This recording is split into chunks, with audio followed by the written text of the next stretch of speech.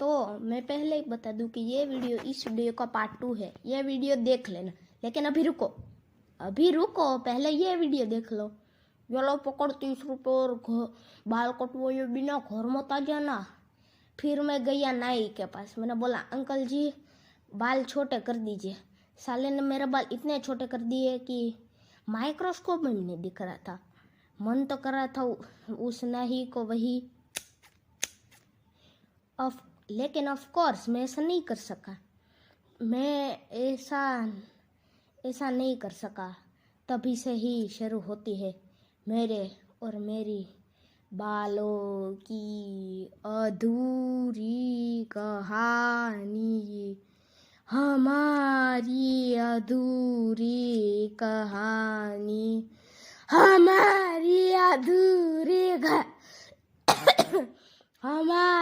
अधूरी कहानी। फिर मैं घर पे आया, वहाँ मुझे मेरी बहन ने पूछा, भैया ये कौन है? मैं नहीं सुनगी। अरे